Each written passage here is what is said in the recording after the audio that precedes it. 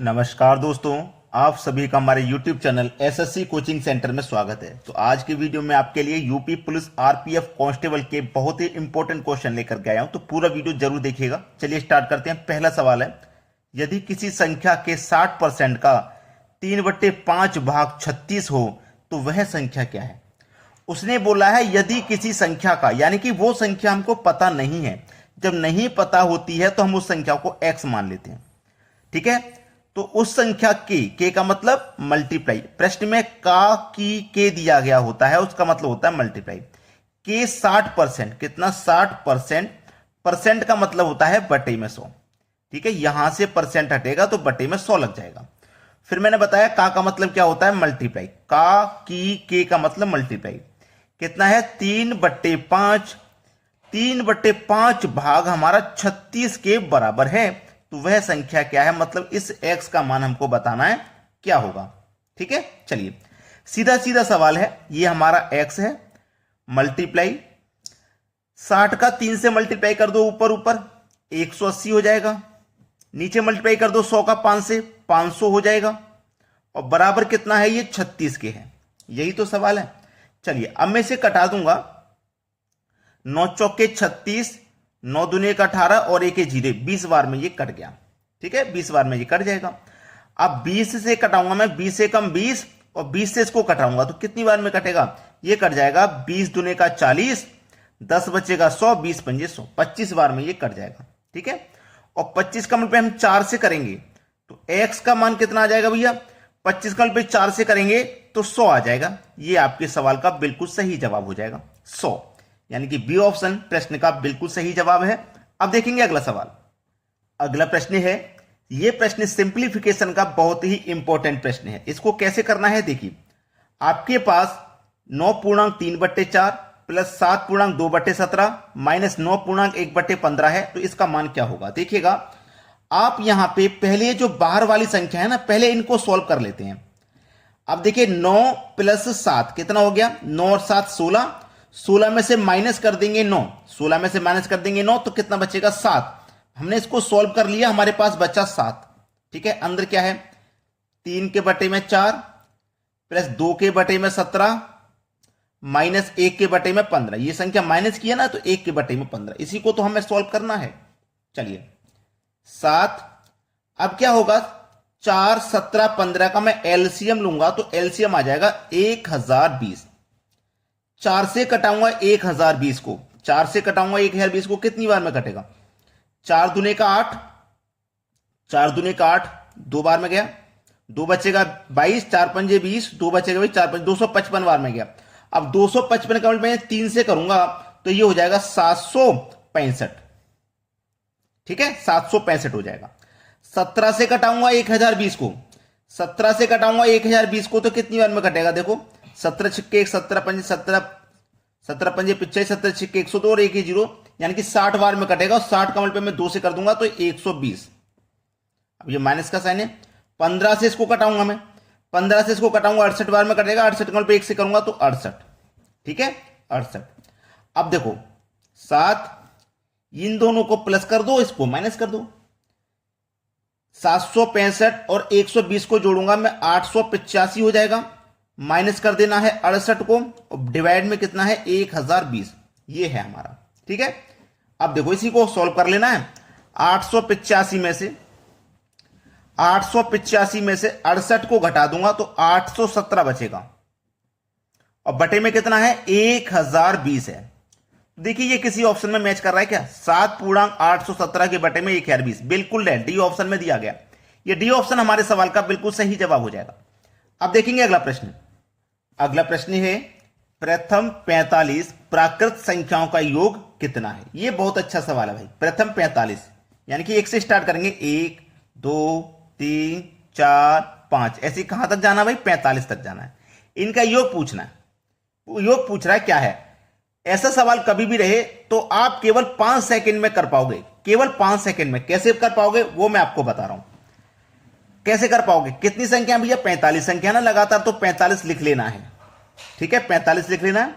2 से डिवाइड कर देना है, मल्टीप्लाई कर देना है 45 से अगली संख्या 46 से, यानी कि जितनी लगातार संख्या है वो लिख लो, 2 से डिवाइड कर दो, मल्टीप्लाई कर दो, जितनी लगातार संख्या उससे एक ज्यादा से मल्टीप्लाई कर दो, बस सवाल यही खत्म।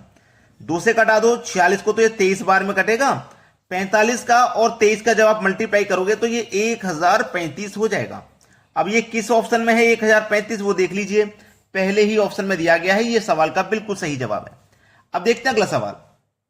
अगला प्रश्न है, 2 भाइयों की आयु का अनुपात 5:8 है। 2 भाई हैं कोई, ये पहला और ये दूसरा, इनकी आयु का जो अनुपात है वो है 5:8। उनकी आयु में अंतर 12 वर्ष है। अंतर दिया गया है 12 वर्ष का, तो उनकी आयु ज्ञात करें। प्रश्न में मैंने आपको पहले बताया है कि अगर प्रश्न में अंतर दिया रहे तो अनुपातों को अंतर करना है, योग दिया रहे तो अनुपातों का योग, एलसीएम दिया रहे तो अनुपातों का एलसीएम करना है। यहां पे योग है तो हम अनुपातों का योग करेंगे। 5 और 8 का अंतर आ जाएगा 3। जब अंतर है ना तो हम अनुपात का भी अंतर करेंगे। तो इस अंतर से योग के अंतर में डिवाइड कर दो, 3 से 12 जाएगा 4 बार में। याद रखना, अंतर दिया गया है, अंतर लिखना, अनुपात के अंतर से इस अंतर में डिवाइड कर देना, 4 बार गया। 4 का पे 8 से कर दो, 4 8 32, 4 पंजे 20। पूछा क्या है, उनकी आयु कितनी है, तो उनकी आयु 20 वर्ष और 32 वर्ष है, जो कि हमारे पहले ही ऑप्शन में दिया गया है। समझ में आ गया सभी को? चलिए अब देखते हैं अगला सवाल। अगला सवाल है, यदि 3 संख्याएं 4 5 7 के अनुपात में हैं और उनका योग 320 है। 3 संख्याएं, पहली संख्या, दूसरी संख्या और ये तीसरी संख्या 4 5 और 7 के अनुपात में हैं और उनका योग है कितना, 320। तो मैंने आपको क्या बताया था कि जब योग दिया रहे तो आप अनुपात का योग कीजिए, अंतर दिया रहे तो अनुपातों का अंतर कीजिए, एलसीएम दिया रहे तो अनुपातों का एलसीएम कीजिए। अब हमारे पास यहां पे योग है तो हम अनुपात का भी योग करेंगे। तो 4 और 5 9, 9 और 7 16। तो इस योग में अनुपात के योग से डिवाइड कर दो, 16 दूनी का 32 और 1 0 20 बार में जाएगा। पूछा है सबसे छोटी सबसे बड़ी संख्या का योग। सबसे छोटी, जो अनुपात में सबसे छोटा होगा वो सबसे छोटी होगी। तो सबसे छोटा अनुपात में 4 है और सबसे बड़ा 7 है। तो इन दोनों संख्याओं को निकाल के इनका योग पूछ रहा है तो योग कर देंगे। चलिए 20 का मल्टीप्लाई 4 से कर दो तो 80 और 7 से कर दो तो 140। अब इनका क्या पूछ रहा है, योग, तो योग कर दीजिए। 80 और 140 को जोड़िए, कितना हो जाएगा, 0 0 0 14 और 8 22, यानी कि इनका योग हो जाएगा 220। देखिए किस ऑप्शन में है, बी ऑप्शन में। यह बिल्कुल सही जवाब हो गया। अब देखते हैं अगला प्रश्न। अगला प्रश्न है, 90 मेजों का क्रय मूल्य 60 मेजों के विक्रय मूल्य के बराबर है। 90 मेजों का क्रय मूल्य, क्रय मूल्य मतलब कॉस्ट प्राइस, ठीक है। 60 मेजों के विक्रय मूल्य, विक्रय मूल्य मतलब सेलिंग प्राइस के क्या है, बराबर है। बराबर है तो बराबर ले लो। तो लाभ का प्रतिशत बताना है क्या है। चलिए इधर आपका क्या है, कॉस्ट प्राइस। अब मैं ये सेलिंग प्राइस को बराबर के इधर लाऊंगा तो कॉस्ट प्राइस के बटे में सेलिंग प्राइस हो जाएगा। अब जब सेलिंग प्राइस इधर आ गया तो इधर कितना बचा, 60 ही तो बचा केवल। अब मैं 90 को इधर लेके जाऊंगा तो 60 के बटे में 90 आ जाएगा। अब देखो कॉस्ट प्राइस कितना है, 60 रुपया, सेलिंग प्राइस 90 रुपया। 60 रुपए की चीज को आप 90 रुपए में बेचोगे तो 30 रुपए का फायदा हो जाएगा। अब फायदा निकालो चाहे नुकसान, हमेशा कॉस्ट प्राइस पर निकलता है। तो कॉस्ट प्राइस आपका 60 है और प्रतिशत के लिए आप 100 से मल्टीप्लाई करोगे। 30 से 60 कट जाएगा 2 बार में और 2 से 100 कट जाएगा 50 बार में। तो जो लाभ का प्रतिशत है वो है 50%। ठीक है, सी ऑप्शन बिल्कुल सही जवाब है। अब देखेंगे अगला सवाल। अगला प्रश्न है, 2 धनात्मक संख्याओं का अंतर 50 है और उन दोनों का अनुपात 7:2 है। तो दोनों भाइयों का गुणनफल ज्ञात करो। देखिए 2 धनात्मक संख्याओं का अंतर, पहली संख्या और दूसरी संख्या, ठीक है, इनका जो अनुपात है ना वो है हमारे पास 7:2 और दोनों संख्याओं का अंतर है 50। तो मैं आपको पहले भी बता चुका हूं, जब हमारे पास अंतर रहेगा तो हम अनुपातों का भी अंतर करेंगे। तो 7 और 2 का अंतर आ जाएगा 5। तो इस अंतर में अनुपात के अंतर से डिवाइड कर दो, 10 बार में चला जाएगा। 10 का मल्टीप्लाई 7 से करेंगे तो 70 और 2 से करेंगे तो 20। तो दोनों संख्याओं का गुणनफल ज्ञात करना है। तो दोनों संख्या तो निकल के आ गई, पहली संख्या दूसरी संख्या 70 और 20 है, उनका गुणनफल पता करना तो गुणा कर दीजिए बस। 7 दूने का 14 और 1 0 और 1 0 मिलकर के 2 0, यानी कि 1400 हो जाएगा। सी ऑप्शन बिल्कुल सही जवाब है। अब देखते हैं अगला प्रश्न।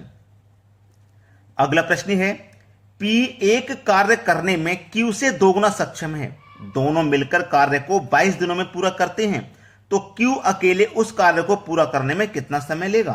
भाई ये प्रश्न मैं आपको होमवर्क के लिए दूंगा, क्योंकि ये सवाल मैंने आपको बहुत बार कराए हैं, अच्छे से समझाया गया है इन प्रश्नों को। आप ये सवाल का आंसर मुझे कमेंट बॉक्स में बताइएगा क्या रहा है।